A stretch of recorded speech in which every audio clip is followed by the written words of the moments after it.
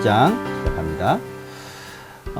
오늘은 아브라함 이야기부터 시작합니다. 우리 창세기의 큰 이 구조가 1장부터 11장까지고 또 12장부터 50장까지 라고 했잖아요. 이제 12장부터는 이제 족장 시대로 나갑니다. 계속해서 이제 족보, 아담의 족보, 그리고 노아의 족보, 그리고 셈의 족보를 통해서 초점이 맞춰진 것은 사실은 이 아브라함의 족보예요.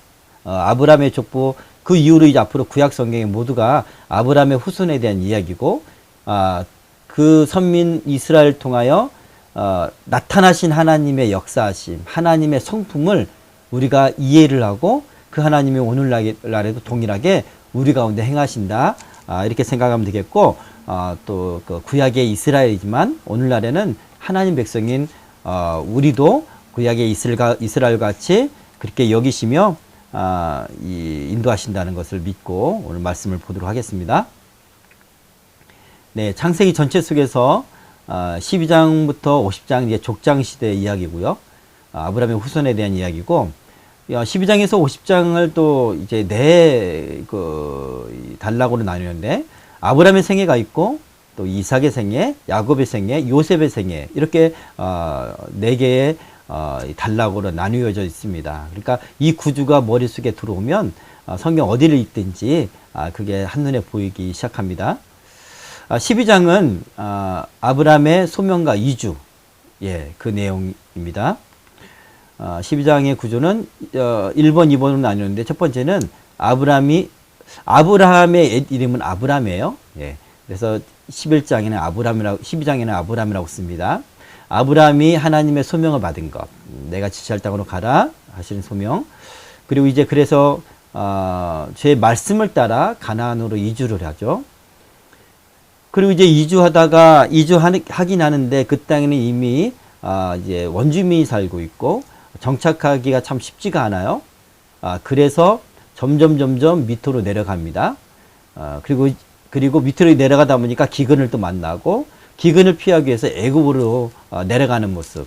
그 애굽으로 내려가는 과정에서 아브라함의 신앙의 행함이, 믿음의 행함이 어떠한지를 보게 될 것이고, 그 아브라함에 대해서 하나님은 어떻게 대처하시는지를 봤으면 좋겠어요. 왜냐하면 우리도 아브라함보다 더 많은 실수를 할 수 있고, 그 가운데 하나님은 또 나에게 어떻게 대처하실 것인가를 우리가 하나님의 성품을 이해할 필요가 있기 때문에 오늘 본문 말씀을 묵상하도록 하겠습니다. 자, 이게 그 가나안 땅의 지도예요. 이스라엘의 지도죠. 저 위쪽에서 하란이라는 곳이 지금 여기서는 보이진 않아요. 더 위쪽에 있기 때문에 아수르 쪽에 여기 여기 표시를 하셨으면 좋을 텐데, 저 위쪽 박스 안에 있는 거 보면 좀 더 확대된 게 아니라 좀 더 넓은 지도가 보이죠? 이게 그게 메소포타미아, 그 다음에 가나안, 이집트 일부까지 보이고요. 터키 일부까지 보이고, 아라비아 절반까지 보이네요. 그죠? 먼저 아브라함이 다시 한번 정리하면 갈대아 우르에서 떠납니다. 원래 살았던 곳은 갈대아 우르예요. 갈대아 우르 근방에 바로 위쪽이 시날 평지고 거기가 바벨론인데, 이 갈대아 우르가 우상의 중심지였어요. 바벨론과 함께. 그래서 데라가 아브라함이 하란으로 떠나죠. 데라도 함께 떠났다고는 성경은 기록하고 있습니다. 아버지 데라와. 그리고 누구랑 같이 가냐면 하란의 아들 롯이 떠납니다. 왜냐하면 하란은 데라의 장손이었죠. 큰아들이었죠. 하란이 먼저 죽어요. 그래서 아브라함의 아내 사레와 그리고 조카 하란의 아들 롯과 함께 하란으로 떠납니다. 하란은 지명이에요. 자, 하란에 거류하다가 아버지 데라가 그곳에서 죽습니다.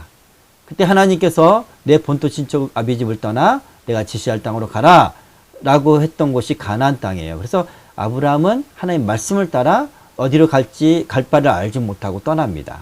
떠날 때는 사레와 그리고 하란, 그리고 하란에서 많은 어떤 그 사람들, 종들이나 또는 가축이나 이런 재산들을 얻었어요. 아브라함이. 그래서 족장으로서의 어느 정도 규모가 있는 상태로 떠납니다. 떠나서 가나안 땅에 오는데, 가나안 땅 보통 하란에서 위쪽 아수르 쪽에서 메소포타미아 쪽에서 가나안 땅에 들어올 때 주로 이제 맡게 되는 큰 성이 있는데 바로 그 길목에 세겜이 있습니다. 우리가 이 지도를 보면 보통 이스라엘의 남쪽에서 애굽에서 북쪽으로 유럽 쪽이나 메소포타미아 쪽으로 가기 위해서 가나안 땅을 통과를 하는데 크게 네 갈래의 길이 있어요. 맨 먼저 맨 끝에 해변길 있죠. 해변길. 블레셋 족속이 살았던 곳. 그 해변길이 왕이 데려가 있고요. 그리고 두 번째는 여기 헤브론과 베델과 그리심산의 그 약간 적색, 빨간색이 좀 진하죠. 산간 지역이기 때문에 그래요. 좀 높은 지역이에요. 예, 거기에 길이 있어요. 예루살렘을 이렇게 통하는 베델과 통하는 길이 있어요. 그 길이 있고 또 우측으로 가면은 이제 사해 여매가 있죠. 거기가 이렇게 계곡이에요. 요단강 한 게. 여기가 이 사해가 지중해보다 더 낮아요. 해수면이. 지구상에서 가장 낮은 곳이에요. 해수면이. 이 그 사해 양옆으로 이스라엘 쪽 그 해변으로 길이 있어요. 요단강 쪽으로 가는 길.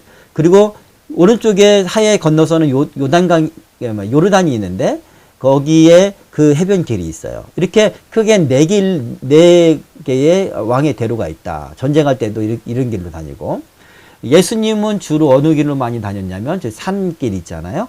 거기 길로 주로 이제 헤브론과 베델과 그럼 뭐 예루살렘과 베델과 이제 요 길로 다니셨습니다. 자, 지금 이제 그 메소포타미아에서 가나안 땅을 올 때는 맞닥뜨리 지나가야 되는 그런 길이 바로 세김입니다. 세김. 예. 이게 그 약간 높은 지대로 가는 그런 길로 가다 보면 세겜을 반드시 통과를 해야 돼요. 거기에서 세겜에서 이제 아브라함이 있다가 베델로 내려오죠. 그리고 거기서 또 제단을 쌓습니다. 네. 먼저 가나안 땅에 딱 도착해요. 도착해서 세겜에서 단을 쌓죠. 예. 우리가 항상 어떤 이주를 하거나 하나님 인도함을 받을 때 그곳에 항상 예배를 드려요. 그죠? 그것처럼 단을 쌓고요. 그 다음에 베델에 또 옮겼을 때 또 이주하고 나서 거기서 또 하나님의 여호와 이름을 부릅니다. 그러다가 점점 밑으로 내려와요. 남방 쪽으로 헤브론 쪽으로 쭉 내려오죠. 더 내려가면 여기가 이제 유대 광야 그 네게부 지역이에요. 여기는 딱 보면 알겠지만 푸르지 않아요.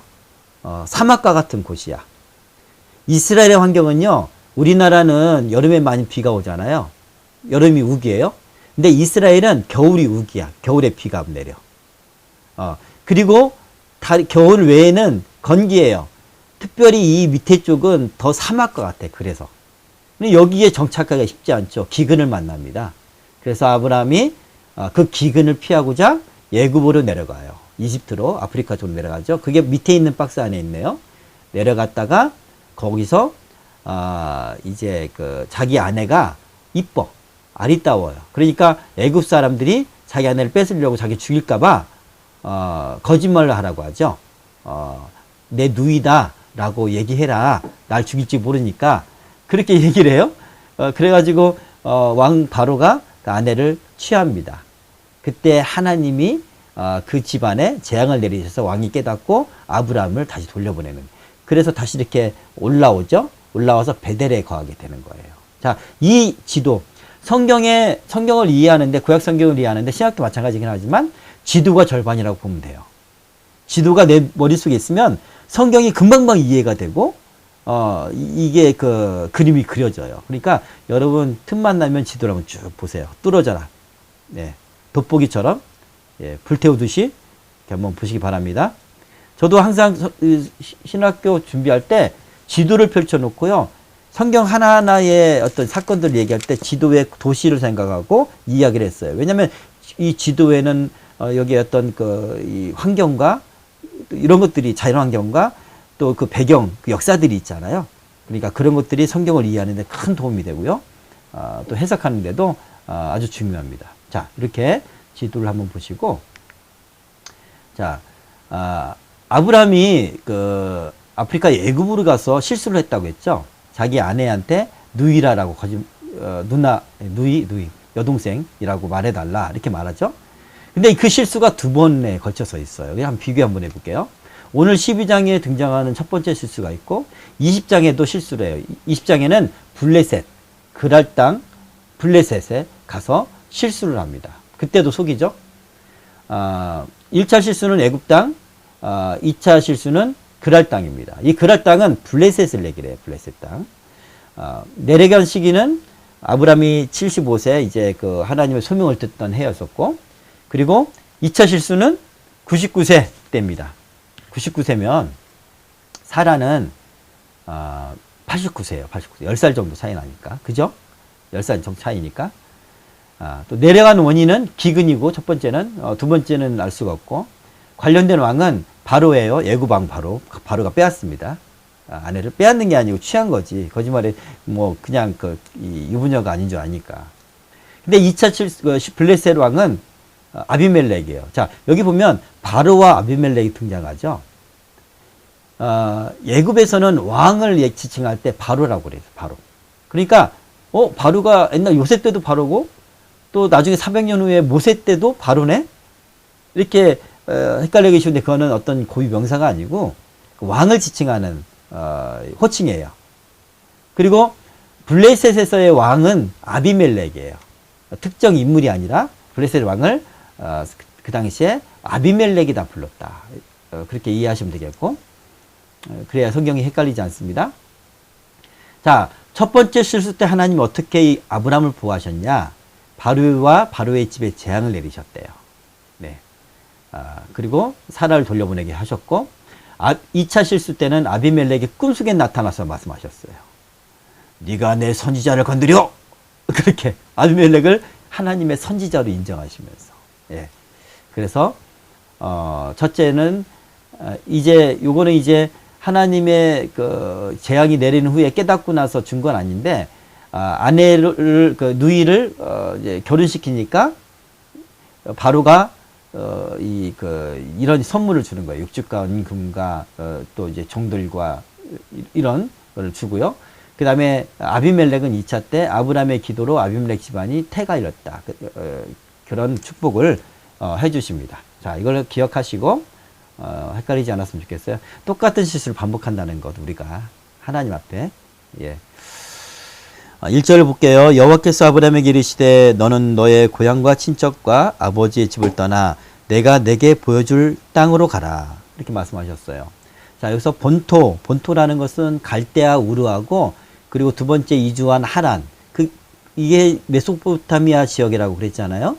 이 본토, 이곳이 이제 본토예요. 친척은 뭐냐면 셈의 후손들. 네.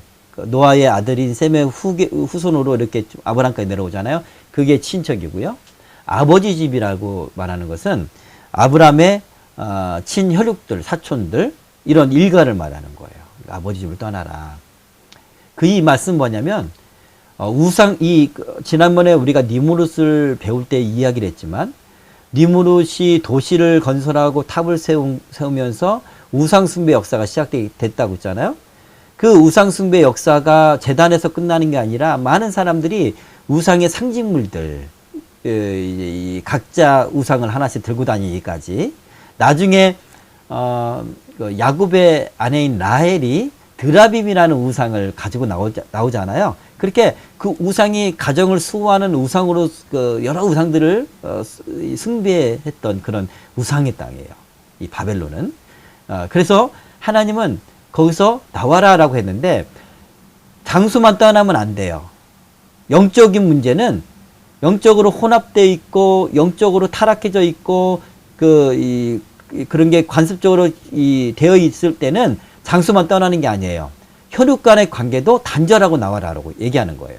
그러나 우리가 인간적으로 믿음이 다르고 너는 세속적이고 나를 영적으로 그런 어떤 같이 할 수 없기 때문에 혈육 관계를 무조건 끊으라는 그런 말씀이 아니에요. 아브람도 데라가 하란에서 죽기까지 하나님이 기다리게 만드십니다. 그리고 나오라고 말씀을 해요. 그렇죠?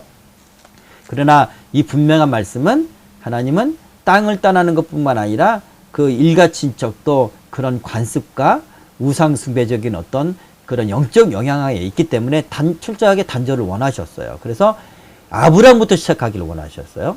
아브라함으로부터 여호와 오직 여호와의 신앙으로 갈 수 있도록 그렇게 하나님이 부르십니다. 예수님께서 말씀하시죠. 이에 예수께서 제자들에게 이르시되 누구든지 나를 따라오려거든 자기를 부인하고 자기 십자가를 지고 나를 따를 것이니라. 네, 자기조차도 내 안에 있는 어떤 세속적인 가치관과 세계관조차도 끊어버려야 돼요. 그래야 주님을 온전히 쫓을 수 있습니다. 인간적인 어떤 그 여러 가지 그런 가치관들을 끊고 세속적인 욕심 같은 것도 끊고 문화적으로 젖어 있는 것도 우리가 끊어야 돼요. 세상 사람은 괜찮아 말하는 그런 것들도 하나님 원하시지 않으면 끊어야 되는 거예요. 그래야 온전하게 주님을 따를 수 있습니다. 자, 내가 보여줄 땅으로 가라. 내가 내게 보여줄 땅으로 가라. 이건 무슨 말이냐면 이미 보여주시지 않은 거예요. 아직까지. 아브라함을 부르실 때 아브라함아 너는 이제 다 그들을 떠나서 나와라 하러 갈 때도 주님은 어디로 갈 건지 보여주시지 않아요. 그러니까 그때 하나님께 물었을 때 이제 이쪽으로 가라, 가나안 땅으로 가라고 말씀하시긴 하겠지만 가나안 땅 어느 도시 거기서 어떤 비전을 가지고 어떻게 살아갈지를 주님 말씀하시지 않아요. 심히 답답한 일이죠. 엄청 답답한 일이에요. 왜냐면 그러다가 하나님의 음성이 안 들리거나 인도가 없으면 어떡해. 그렇지 않아요. 하나님은 내 말만 따라오라고 그래요. 바보처럼. 인간적으로 보면은 이건 무슨 하나님이 너무 대책 없이 하나님만 따르고 하나님 욕심쟁이 아니야 이런 생각이 들 수가 있어요. 그런데 하나님은 그걸 원하셔요. 하나님은 가르쳐주고 따라오라고 할 수도 있지만 그 과정 속에서 하나님만을 바라보기를 원하셔요. 하나님만을 의지하기를 원하셔요. 우리가 어렸을 때부터 비전에 대해서 생각하고 비전 찾기 운동을 그런 교육 같은 걸 해요. 그래서 분명한 목적을 가지고 자기 개발을 해 나가요. 그렇죠? 진로도 택하고 이것이 뭐랄까 자기 개발 오늘날 해 나가는 어떤 그런 가치관에 부합해요. 그렇게 살아야 된다고 생각을 하죠. 옳습니다. 하나님이 없다면 그렇게 해야 돼요, 우리가. 그런데 만약에 내가 하나님의 인도함을 받는 사람이 하나님의 종이다. 또 하나님의 인도함을 받기를 원하신다라고 생각하고 믿는다면 하나님은 철저하게 하나님만을 보기를 원하셔요. 예. 무슨 말인지 아시겠죠? 예. 그런 사람만이 철저하게 하나님에게만 매달려 있는 사람. 그래서 하나님과의 끊어지면 정말 아무 대책이 없는 그런 사람을 하나님의 능력으로 세우시고 하나님의 축복으로 그런 사람을 번성케 하셔요. 그건 온전히 하나님의 작품인 거죠. 자, 근데 인간적으로 보면 이건 너무 무책임해 보인단 말이에요. 그리고 세상 사람들은 야, 너 줏대도 없고 너는 하나님께 의존적이고 너무 그래. 근데 이거는 세속적인 거다. 하나님은 우리가 성경을 계속 봐왔던 것처럼 철저하게 하나님 앞에 귀속하기를. 왜냐면 그분이 완전하시고 안전하시고 우리를 사랑하시는 분이니까. 자, 그걸 원하십니다. 자, 내가 보여줄 땅은 아직 안 보여준 미래의 땅이에요. 그래서 히브리서 말씀하십니다. 아브라함이 믿음으로 떠날 때 갈 바를 알지 못하고 떠났다. 이게 믿음이라는 거예요. 갈 바를 알지 못했지만 하나님 보고 떠났다는 거 하나님. 그러므로 저는 그런 얘기를 합니다. 얘들아, 비전이 명확하게 보이지 않니? 미래가 불안하니? 하나님 너와 함께 한다고 믿는다면 하나님 너의 비전이야. 그분만 바라보고 따라가면 네가 계획했던 그 어떤 길보다 복된 길로 갈 거야. 믿습니까? 예, 그게 하나님의 사람들의 길이에요. 자, 세상과 부딪히는 가치관과 부딪히는 그런 가치입니다. 2절 내가 너로 큰 민족을 이루고 복을 주어 내 이름을 창대하게 하리니 너는 복이 될지라. 여기서 큰 민족은 어떤 인구수를 많게 하겠다는 그런 뜻이라기보단 물론 이제 나중에 200만 명이 되어서 출애굽하지만 전 세계 역사 속에서 보면 그 이스라엘 민족은 작은 민족이에요. 지금도 그 인구가 그렇게 큰 민족은 아니잖아요. 그러나 지금은 그들의 영향력만큼은 세계에서 가장 크죠. 유대인들의 영향력만큼은. 이런 의미예요. 그러니까 영적인 의미인 거죠. 이스라엘 아브라함의 믿음을 통해서 많은 사람들이 하나님을 보게 될 것이고 하나님께 돌아오게 될 것이고 하나님 믿게 될 것이다. 예수 그리스도께서 오셔서 구원받게 될 것이다. 하나님의 백성이 된다는 그런 의미죠. 그래서 우리가 아브라함을 우리의 직접적인 한민족적인 관점에서는 직접적인 조상은 아니죠. 직접적인 조상은 아니지만 뭐 혈통은 다 그 노아의 후손이니까 그렇지만 믿음의 조상이라고 말해요. 그래서 이 큰 민족은 영적 의미에서 우리가 받아들일 수가 있고요. 내게 복을 준다고 말씀하십니다. 복은 다른 어떤 곳에서 오는 게 아니에요. 하나님으로부터 주어집니다. 우상숭배자들도 그건 알아요. 그래서 중국에 가면 복자라는 한자로 쓰고 그것을 거꾸로 이렇게 붙여놔요. 왜 그런지 아세요? 복이 쏟아지기 위해서. 예, 사람으로서는 복을 만들 수도 없고 할 수가 없어요. 사람의 능력으로는. 하나님이 주체자다. 자, 내 이름을 창대케 하겠다. 이게 이제 복의 내용이에요. 아브라함의 이름을 창대하게 하겠다. 근데 이 이름을, 사람의 이름이 창대해지고 사람의 이름을 내고 유명해지는 것은 인간적인 어떤 그런 가치와 부딪히긴 해요. 왜냐면 바벨탑을 건설한 사람들이 하나님께 대적했던 것은 하나님의 이름이 아닌 자기 이름을 살겠다는 거였었거든요. 그런 욕망, 그런 교만이었잖아요. 자기 스스로 자기가 설려고 하고 높아지려고 하고 그리고 자기가 자기 인생의 주인이 되려고 하는 이거는 우리의 타락한 본성이에요. 죄성이고 하나님을 대적하는 거고 그리고 이게 자기에서 끝나지 않고 한 나라나 한 사상체계나 한 제국이나 한 또 전 인류가 그러면 하나님 앞에 심판받을 일들이죠. 그러나 철저하게 하나님께 순종하는 사람을 하나님은 그 사람의 이름을 창대하게 한대요. 그러니까 이름을 내는 것 자체가 잘못되는 게 아니에요. 그거는 가치 중립적인 거예요. 우리가 하나님께 하나님만 바라보고 하나님께만 영광 드리고 하나님에 순종하면 반대로 하나님은 우리 이름을 창대하게 한다. 예, 아브라함은 전 인류가 아는 믿음의 조상이 되었고 그렇죠? 그렇게 하나님은 창대케 하셨습니다. 너는 복이 될지라. 저는 이 구절에 아주 주목이 돼요. 복이 될지라는 정말 무서운 말이에요. 왜 어느 집안이 며느리를 잘 들이면 며느리를 들였는데 모든 게 하는 일이 잘 돼. 그럼 그 며느리를 뭐라고 말합니까? 아유 복덩이가 들어왔네. 그러잖아요. 복덩이가 들어와. 그 사람 때문에 집안이 잘 되고 그 사람 때문에 병든 사람도 낫기도 하고 이런 일이 일어난다고 믿기 때문에 그런 거예요. 하나님은 하나님이 직접 어떤 사람과의 관계 속에서 복을 내리시기도 하지만 하나님의 사람을 통해서 그 사람 때문에 복을 내리시는 경우가 굉장히 많아요. 그게 복덩이인 거야. 무슨 말인지 아시겠죠? 아브람 때문에 수많은 인류가 복을 받은 것처럼 또 아브람에게 선대하는 사람이 하나님이 그 사람한테 잘해주셔서 복을 주시는 거예요. 그러면 아브람이 복덩이인 거죠. 복덩이. 제가 바라기는 이 정훈이가 복덩이가 복이 됐으면 좋겠어요. 두부 때문에 채훈이 때문에 정훈이 때문에 가정이 복을 받았으면 하나님의 은혜로 충만했으면 좋겠어. 세상적인 어떤 세상을 살아가는 데 필요한 그런 복도 받았으면 좋겠고 그리고 나중에 정은이는 시집 가겠지만 시집 가서 그 집안을 살리는 그런 복덩이 이 정은이 한 사람 때문에 그 집안을 하나님 축복해 주는 그런 복이 되었으면 좋겠습니다. 아멘이 없네. 믿는 사람 아멘 하세요. 진짜로. 예. 자, 오늘 그게 주제예요. 하나님이 복이 된다는 의미가 무엇인지.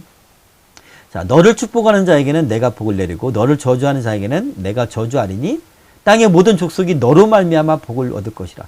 정말 무서운 말씀이에요.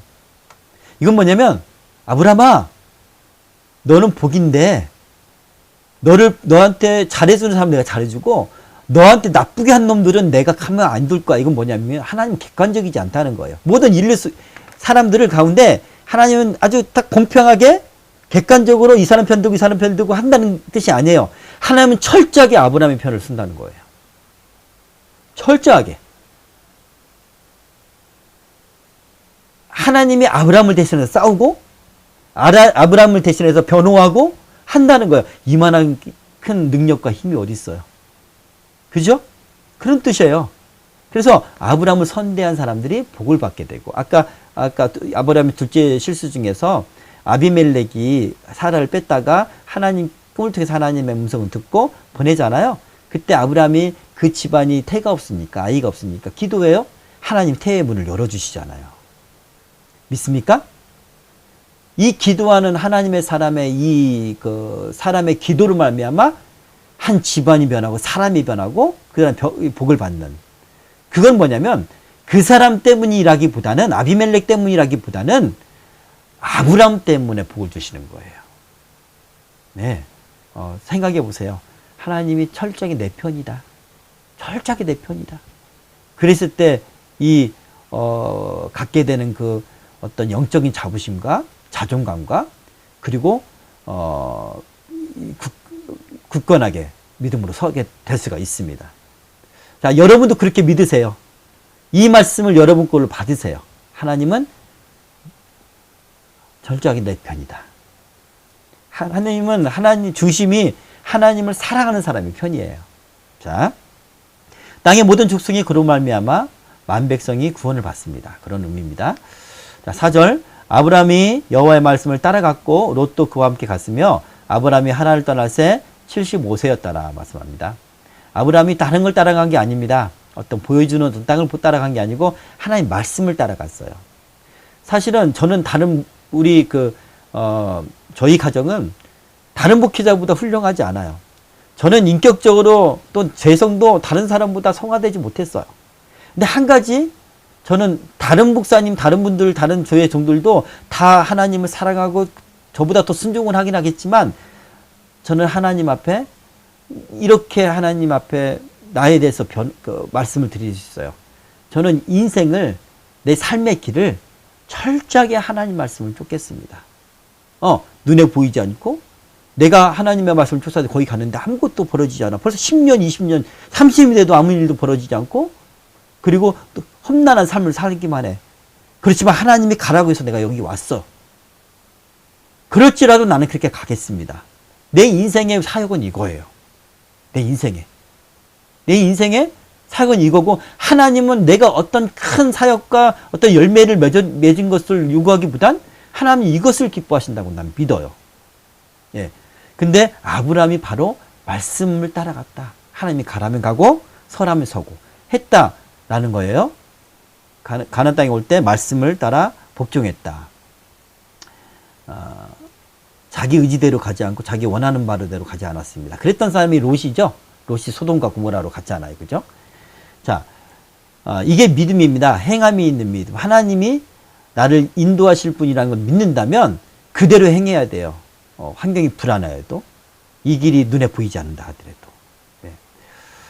히브리서 11장 8절 다시 한번 반복합니다. 아브라함은 떠날 때 갈 바를 알지 못하고 갔다. 그러나 말씀이 있었다. 우리 75세 때 떠나는데요. 아브라함이 175살에 죽었습니다. 그렇다면 이 75살이라는 이 나이는 인생의 절정기예요. 그러니까 오늘날로 따지면 약 40대, 50대. 이 나이가 뭘까요? 이 나이는 이제 청년의 때를, 힘이 있는 청년의 때를 지내고 안정기예요. 그래서 오늘 뭐 집도 하나 있고, 집도 있고, 재산도 어느 정도 하고, 쌓이고, 아이들도 많이 키우고, 안정기예요. 그래서 미래가 큰 걱정이 없는. 근데 만약에 이때 집도 없고, 절이 있으면 안 되지.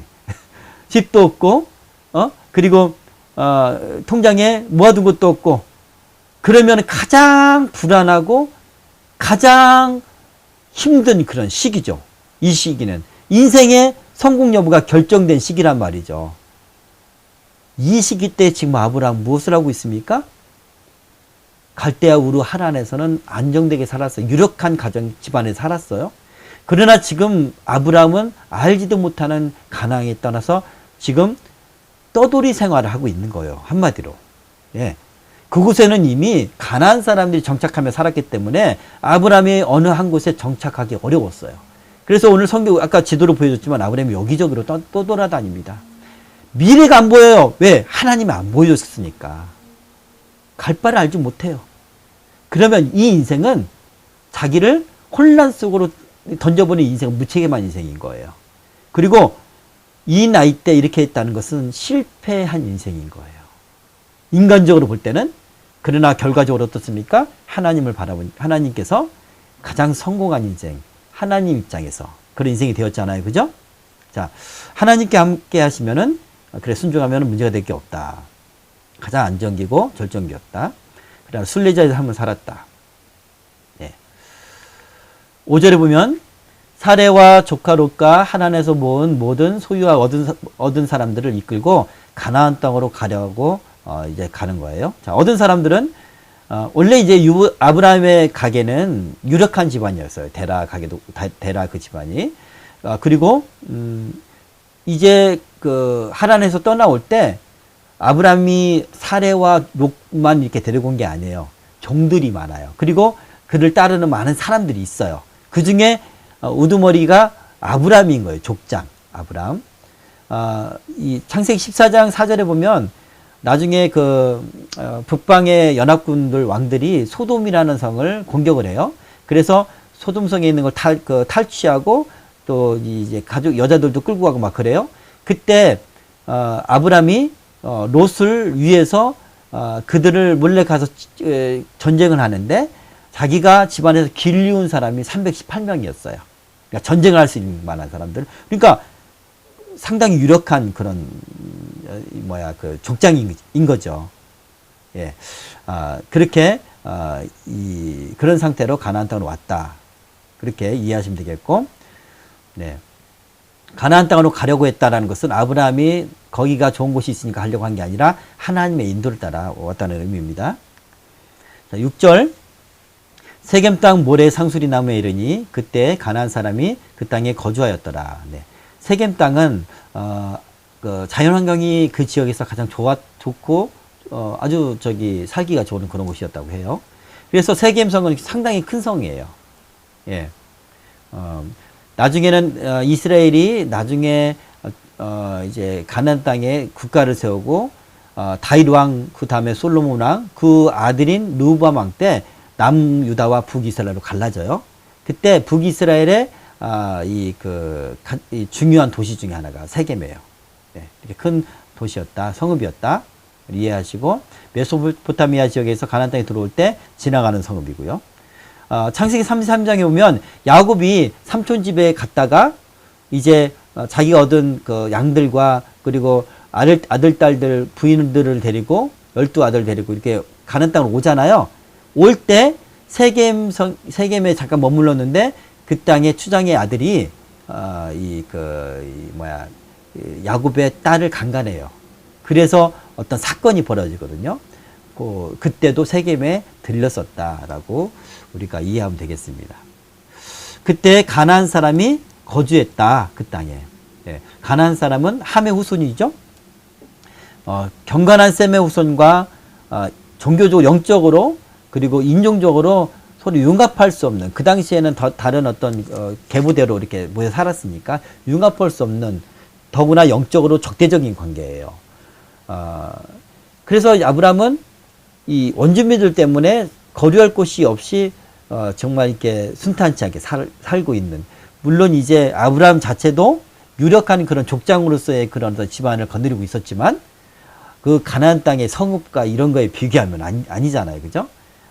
그렇게 아브라함은 순례의 삶을 살았다. 7절. 하나님이 가라고 한 땅이 이미 준비가 되어 있는 땅, 아브라함의 입장에서 그런 땅이 아닌 거예요. 그 땅을 주겠다고 말씀하셨는데, 예, 갔는데 하나님이 주시기보다는 당장 주기를 원해. 우리 인간은 급하기 때문에. 그러나 이미 주인이 있어. 그리고 난 떠돌이야. 안정되지 않아. 미래가 보이지 않아. 나중에 하나님 말씀하시죠. 창세기 15장에 네 자손에게 주리라. 400년 후에. 그렇게 말씀하셔요. 근데 아브라함은 그걸 믿습니다. 자기 생에는 떠돌이 생활을 할지라도. 네. 하나님의 약속이 훗날 성취가 되죠. 하나님이 400년을 기다리신 이유는 그 땅의 가나안 사람들, 아모리 사람들이 그냥 하나님이 불법적인 분이 아니시기 때문에 그냥 내쫓거나 진멸할 수가 없잖아요. 아무리 그 죄를 많이 해도. 그 죄가 차고차고 정말 쫓겨날 수 없는 그런 법적인 그런 어떤 죄악이 되었을 때 하나님이 합법적으로 이들의 죄 때문에 그들을 몰아내시는 거예요. 가나안 땅. 그게 창세기 15장에 하나님 언급하십니다. 그 이야기를. 자, 그래서 우리가 때로는 하나님 말씀하셨어도 오랫동안 기다릴 필요가 있을 때가 많아요. 예, 그러나 하나님의 약속은 반드시 이루어진다. 때와 시는 우리가 알 수 없어도 그걸 믿으시기 바랍니다. 여호와께서 나타나셨다는 것은 이제 그 7절에 보면 이제 네, 세겜이네요. 세겜에서 아브라함에게 나타나셨습니다. 여기서는 그 하나님이 현시하셨다. 예, 아브라함이 볼 정도로 하나님의 어떤 임재가 그렇게 나타났다는 얘기고요. 실제로 창세기 17장, 18장에 보면 하나님이 천사들과 함께 사람의 몸을 입고 그리고 아브라함에 나타나시잖아요. 그런 것처럼. 자, 내 자손에게 주리라 라고 합니다. 이 땅을 하나님이 내 자손에게 주리라 라고 말씀하셔요. 지금 그래서 아브라함은 떠돌이 생활을 하는 거예요. 자, 아까 말씀드렸던 것처럼 원주민을 나중에 쫓아내실 것이고, 그런 지금은 당장 보이지 않을지라도, 이루어지지 않을지라도 소망을 갖는 거예요. 그래서 신앙은요, 소망이에요, 소망. 믿음의 소망. 이것을 늘 잊지 않는 여러분이 되길 바랍니다. 8절, 9절. 자, 아브라함이 이제 동쪽으로 옮겨서 베델과 아이 사이에 장막을 쳤어요. 거기서 여호와께 제단을 쌓습니다. 그리고 여호와의 이름을 불렀습니다. 자, 이쪽이 그 이스라엘 가나안 땅의 산간 지역이라고 있죠. 아까 중앙. 거기 이제 그 예루살렘도 사실은 산 위에 있는 성읍이에요. 이 산간 지역인데 그 베델이라는 곳에 나중에 역사서에 보면 거기에 산당이 있어서 그 선지자들이 막 예배드리고 하는 그런 장소이기도 해요.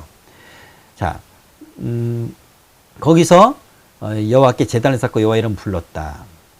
자, 여호와께 제단을 쌓았다는 건 희생 제물을 드렸다는 거고요. 우리가 창세기 그 초반부에 누구죠? 이름이 갑자기 생각이 안 나네.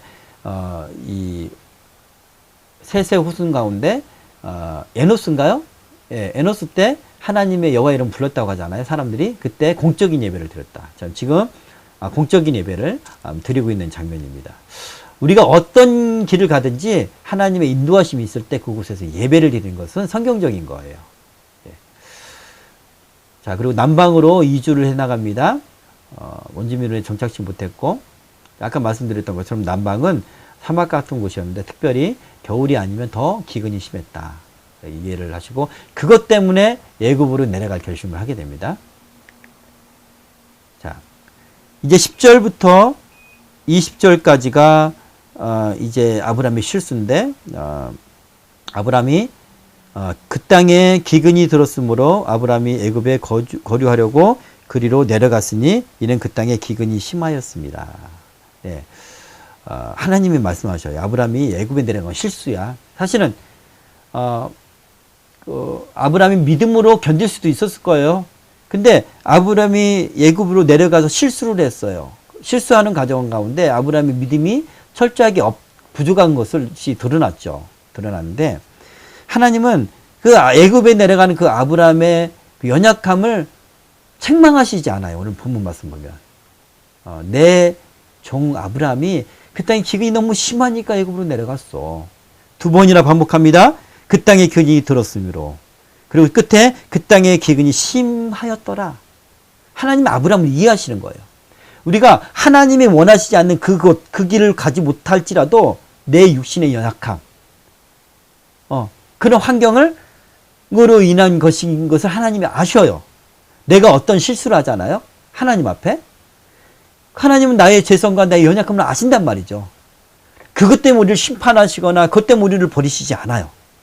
하나님 이해를 하셔요. 그러나 그것 자체를 인정하시지 않지만 우리의 연약함을 이해하신다. 아브라함을 철저하게 이해하시는 하나님의 사랑을 우리가 이 구절에서도 볼 수가 있습니다. 그가 애굽에 가까이 이르렀을 때 네, 그리고 또한 10절에 보면 아브라함이 애굽에 거류하려고 떠났다고 했죠. 이 거류라는 이 그 원어는 이제 구루인데 이 언어의 뜻에서 보면 아주 완전하게 영원히 그곳에서 이주하며 살려고 생각한 게 아니라 일시적으로 기근만 피하고 다시 돌아갈 생각이었던 거예요. 예. 자, 그 결과적으로는 그것이 그 판단 미스가 실수로 나왔긴 했지만 하나님은 그것을 책망하시진 않았다. 자, 11절. 그가 애굽에 가까이 이르렀을 때 그의 아내 사라에게 말하되 내가 알기에 그대는 아리따운 여인이라 애굽 사람이 그대를 볼 때 이르기를 이는 그의 아내라 하여 나는 죽이고 그대는 살리리니 원하건대 그대는 나의 누이라 하라. 그러면 내가 그대로 말미암아 안전하고 내 목숨이 그대로 말미암아 보존되리라 하니라. 이 구절을 우리 애기 엄마가 가장 구절 자체를 싫어하는 게 아니라 아브라함을 가장 싫어해요. 어찌 이렇게 이기적인 놈이 죄송합니다. 우리 조상님인데 이기적인 분이 있을 수 있을까? 아브라함을 삿대질을 한 적이 있는데, 물론 이제 그 농담 삼아서 그렇게 하지만 아브라함의 아주 연약한 부분이에요. 자기 아내인데 아내의 순결을 담보로 해서 자기 목숨을 보존하려고 그래요. 얼마나 비겁해요. 그죠? 인간적으로 볼 때도. 그런 실수를 합니다. 더구나 이 아내는 어떤 아내예요? 하나님이 아브람과 아내를 통해서 하나님의 거룩한 자손을 세울 것이고 그곳에서 나중에 메시아가 나올 그런 계보잖아요. 영적으로 보면 사탄은 이것을 훼손하고 싶은 거예요. 항상 이 길에서. 그렇지만 나중에 보면 하나님이 그걸 또 보호하시죠. 그렇더라도 이제 이 아브라함의 믿음 없는 것은 뭐냐면 하나님은 아브라함을 죽게 내버려 두실까 안 두실까요? 하나님이 약속하셨잖아요. 너는 내 이름이 창대케 하리라. 너는 복이 될지라. 내가 네 편이 될 것이다. 네 자손을 번성케 하겠다. 근데 자손이 아직 없는데 자기가 죽게 될까요? 예, 이때는 아브라함이 믿음을 잃었어요. 왜 믿음을 잃었을까요? 현실의 눈 때문에 그래요. 현실의 눈은 애굽으로 가까이 가다 보니까 애굽 사람에 대해서 생각이 난 거예요. 애굽 사람들은 그랬다고 그래요. 애굽 사람들은 여자들 보면 여자를 음욕의 눈으로 보고 빼앗기도 하고 그렇대요. 지금도 저기 뭐 아라비아의 어떤 부족들이나 이런 관리가 안 되는 그런 부족들은 타 지역에서 온 여자들을 마음대로 빼앗고 그렇게 한대요. 그런 것처럼 애굽 사람들은 이 함의 자손들은 굉장히 윤리적으로 도덕적으로 이렇게 음란하고 그랬던 것을 우리가 미뤄 짐작할 수가 있어요. 우리 가나안의 저주를 보면 그리고 실제적으로 그 당시에 이 애굽 사람들이 어떠한가를 아브라함이 알고 있었어요. 근데 그럼에도 불구하고 왜 애굽으로 갈 생각을 했는가? 그건 뭐냐면 이 위협은 알고 있었는데 기근을 당하고 보니까 그것이 큰 위협으로 생각이 안 되고 이 기근 자체가 지금 눈앞에 있는 어려움과 눈앞에 있는 환경이 더 커 보이는 거예요. 그래서 앞에 있는 더 큰 어려움을 생각하지 못하는 거죠. 사실은 아브라함의 판단은 정확했어요. 애굽 사람은 그렇게 사람을 죽이고 빼앗을 있을 만한 그런 사람들이었던 거예요. 그 사람의 아브라함 눈은 현실적이고 객관적이었어요. 그러나 간과한 게 있어요. 그 뭐냐면 아브라함 곁에는 하나님이 있다는 것, 하나님이 지키신다는 것, 하나님이 언약하셨다는 걸 빼먹은 거예요. 그렇죠? 그게 사실은 아브라함의 영적 실수예요. 네. 누이라 하라 이렇게 말합니다. 사실은 사례는요 아브라함의 누이가 맞아요. 이복 동생이에요. 이복 동생. 그러니까 아빠가 다른 아내가 있는데 거기서 나온 딸이에요. 그러니까 이복 동생이죠. 아빠는 같으니까. 거짓말은 아니야. 근데 이 당시에 결혼을 하면요, 일가 친척끼리 결혼을 했으니까 결혼하면 누이가 이미 아닌 아내가 돼버리는 거예요.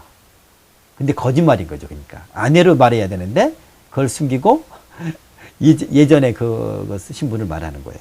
자, 14절. 13절 보니까 나도 화가 나네. 내가 그대로 말미암아 안전하고 내 목숨이 그대로 말미암아 보존되리라. 철저하게 그럼 자기 아내가 상처받는 거는 어쨌든 넘어가겠습니다. 자, 14절. 아브라함이 애굽에 이르렀을 때 애굽 사람들이 그 여인이 심히 아름다움을 보았고 15절 바로의 고관들도 그를 보고 바로 앞에서 칭찬함으로 그 여인을 바로의 궁으로 이끌어 들인지라. 이에 바로가 그로 말미암아 아브라함을 후대함으로 아브라함이 양과 소와 노비와 암수 나귀와 낙타를 얻었더니. 자, 이거는 뭐냐면 이 결혼 지참금으로 준 거하고 똑같아요. 이거는 관례니까 그냥 빼앗지 않고 정식 후궁으로 들었다는 거예요.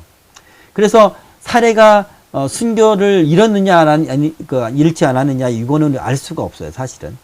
그러나 많은 해석자들은 하나님은 사례를 보호하셨을 것이다 라고 그래요.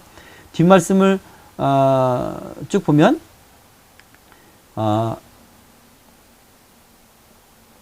여호와께서 아브라함의 아내 사레의 일로 바로와 그 집에 큰 재앙을 내리신지라. 바로가 그 아브람 불러서 이르되 내가 어찌하여 나에게 이렇게 행하였느냐? 내가 어찌하여 그를 내 아내라고 내게 말하지 아니하였느냐? 내가 어찌 그를 누이하여 내가 그를 데려다가 아내를 삼게 하였느냐? 자, 여기 있다 데려가라.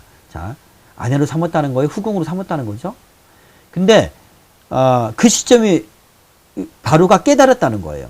이게 어디까지 깨달았냐면 사례가 누이가 아니고 아브라함의 아내였다는 것을 알게 된 거예요. 그럼 어떻게 하나님이 알게 하셨을까?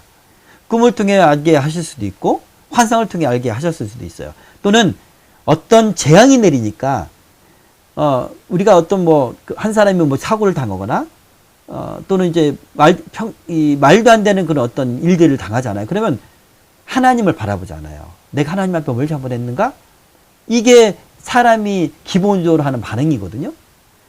근데 그런 반응이 나올 정도로 바로와 집안에만 있었던 재앙이 아니에요. 바로한테도 있었대요, 재앙이. 바로 그 집안에 재앙을 내리셨대요. 그러니까 바로가 하나님을 바라볼 수밖에, 내가 하나님 앞에 뭘 잘못했나?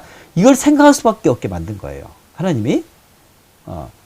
그래서 꿈과 환상을 통해서 가르쳐 주셨던, 아니면 사례가 그것을 추적하니까, 바로가 추적하니까 사례가 이게 실토를 했든지 알게 됐다는 거예요. 어찌됐든 하나님이 그 길로 그렇게 되도록 인도하셨다는 거예요. 그래서 해석학자들은 하나님은 사례의 순교를 지키셨을 것이다, 이렇게 많이 해석을 합니다. 그러나 분명하게 나타난 건 아니니까 결과적으로는 하나님이 아브라함을 보호하신 것은 사실이에요. 아브라함과 사례를 보호하셔서 다시 안전케 하고 다시 회복하게 하고 다시 이제 가나안 땅으로 올라가게 하셨습니다. 자, 보세요. 아브라함이 실수해요. 아브라함이 거짓말한 거고. 근데 하나님은 바로의 집안에 재앙을 내리셨어요. 물론 바로는 재앙을 받기 합당한 사람이에요. 여인을 그렇게 그 아내가 많음에도 그 자체가 죄성인 거죠.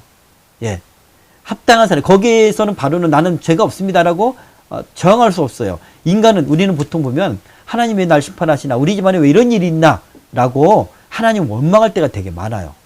그런데 우리는 기본적으로 하나님 앞에 죄인이라는 거죠.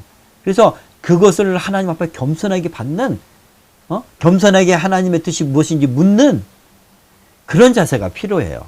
지금 바로에게도 재앙을 내리신 것은 그건 당연한 거다. 근데 내리지 않을 수도 있고 그냥 그들의 죄악대로 그냥 살수록 내버려 둘 수 있는데, 하나님이 이렇게 어떤 그 극적인 방법을 통해서 재앙을 내리면서까지 아브라함을 유하셨다. 아브라함의 믿음이 떨어지고 믿음을 잃은 가운데 하나님의 또 언약도 잊어버리고 두려우니까 그런 가운데 행했어도 하나님 철저하게 아브라함 편이 서셨다. 그것을 우리가 볼 수가 있습니다. 이것은 하나님이 아브라함에게 언약하셨던 내용이에요. 너는 복이 될지라, 너를 축복하는 자에게 내가 복을 내리고 저주하는 자에게 내가 저주하리라. 이런 인생이 정말 복된 인생입니다. 자, 오늘 여기까지 우리가 살펴보게 됐는데, 이 말씀을 듣고 여러분 느끼는 바가 있으면 짤막하게 우리 한번 이야기를 하도록 하겠습니다. 제목을 좀 접었어요. 하나님의 광야 학교다. 예, 광야 학교다. 하나님의 종이 된다는 것. 아브라함 같은 종이 된다는 것은 뭘까? 하나님은 우리가 어떤 어려운 상황에서 믿음을 잃게 되는지를 아셔요. 근데 그 연약함에 집중하지 않으셔요. 너가 그렇게 연약하니 네가 그렇게 믿음이 없니? 왜냐면 이미 아시니까 우리가 믿음이 부족하다는 거를 아시니까. 근데 하나님이 원하시는 건 뭐냐면 아브라함을 왜 믿음의 조상으로 불러내느냐면 그 중심이에요. 하나님 살아있다는 걸 믿는 것, 그리고 그대로 순종하는 것, 그 중심이거든요. 근데 때로는 환경이 어려워지고 급박한 그런 임박한 어떤 그런 위기가 찾아오면은 애굽으로 피하기도, 인간적인 생각으로 피하기도 하고, 그 애굽에서 또 모면하기 위해서 거짓말로 하고 실패를 해요. 하나님이 없는 것처럼 행동을 해요. 그죠? 이것을 보면서 아브람조차도 믿음을 잃어버릴 때가 많았어요. 끊임없이 오늘 12절에도 그렇지만 99살 아들을 얻기 바로 직전까지도 아브람은 그랬어요. 이게 우리 인간인 거예요. 근데 하나님은 그것을 아셔요. 그리고 하나님은 끊임없이 그런 상황 속에서 하나님 살아계신 보여주시고 도와주셔요. 그리고 우리 믿음을 점점 자라게 하시죠. 결국은 어디까지 자라게 하시냐? 내가 이 아들을, 100세에 낳은 이 아들을 죽여도 하나님은 그 말씀하신 것을 반드시 지키시는 분이기 때문에 내 삶을 보니까 내 믿음 없을 때도 이렇게 도와주셨는데 하나님 다시 살리신다 라는 믿음까지 하나님이 자라게 하셨어요. 자, 믿음의 크고 적은 것, 내가 인간적인 믿음을 잃어버리고 인간적인 판단하고 이것에 하나님 집중하지 않으셔요. 그건 아신다니까요. 우리가 이 믿음이 부족하고 연약한 거, 우리 죄성, 이기적이고, 예? 이 아내를 그렇게 팔아넘기는 아주 파렴치한 인간이잖아요. 오늘은 내가 좀 애기 엄마보다 더 화가 나는데 우리는 그런 사람들이란 말이죠. 하나님도 아셔요. 그렇지만 하나님이 왜 아브라함을 선택하셨냐? 아브라함은 그렇게 하나님이 역사하셨을 때 하나님을 선택할 수 있는 믿음의 사람이라는 하나님이 이미 아셨고, 무엇보다 중심이에요. 하나님이 다윗의 중심을 보시고 다윗을 선택하셨던 것처럼. 근데 아까 우리 두부도 얘기를 했지만 우리는 날마다 실수하고 죄가 많아요. 이미 부패해 있어. 그렇지만 하나님은 그것을 우리의 연약함으로 보시고 불쌍히 여기시지, 그것을 개선하시고 하나님은 믿음의 사람으로 거듭나기로 계속 은혜를 베푸시는 분이지 거기에 집중하지 않으셔요. 너 이런 죄를 졌구나. 그래서 날 버리거나 그러지 않으셔요. 중심을 보십니다. 내가 하나님을 사랑하는지, 내가 연약하고 죄를 짓지만 또 하나님 앞에 무릎 꿇고 하나님 내 부족합니다. 그 중심을 보신단 말씀이시죠. 마음의 중심에 하나님께만 있으면 하나님은 여러분의 편이 된다니까요. 그래서 여러분이 복이 되고, 그리고 여러분에게 나쁘게 하는 사람들의 잘못이 드러나게 하시고, 여러분의 억울함을 하나님이 대신 풀어주시고, 여러분의 능력이 부족하다면 그런 나의 편이 되신 하나님. 왜냐하면 기본적으로 아브라함은 하나님 편이었거든. 할렐루야. 아멘. 오늘 말씀을 통해서 저는 그걸 깨닫습니다. 그렇게 아브라함처럼 아직은 부족하지만, 아브라함 같은 죄를 아직 안 졌어요, 여러분은요. 예. 부족하지만 하나님은 그렇게 길러 가신다 한 것을 기억하고, 하나님 나의 편이 되어 주십시오. 내가 철저하게 하나님의 사람 되겠습니다. 이렇게 고백하는 우리 기도의 시간을 가졌으면 좋겠습니다. 우리 함께 통성으로 기도하고 제가 마침 기도합니다. 기도하겠습니다. 네, 오늘 좋은 말씀 나눠줘서 너무나 감사드리고, 저는 믿어 의심치 않습니다. 여러분의 마음의 중심이 하나님께 붙들려 있고 지금은 갈 바를 알지 못하는 그런 상황일지라도 하나님은 여러분과 함께 하신다는 걸 믿습니다. 아멘. 네, 오늘 계속 하루 종일 되뇌이세요. 나의 편 되신 하나님. 그냥 하나님이 눈에 보이진 않지만 보인다 생각하고, 그게 기도니까 하나님께 고백하세요. 나의 편이 되신 하나님, 나의 편이 되신 하나님. 그거 한번 반복해 보세요. 오늘도 승리합시다.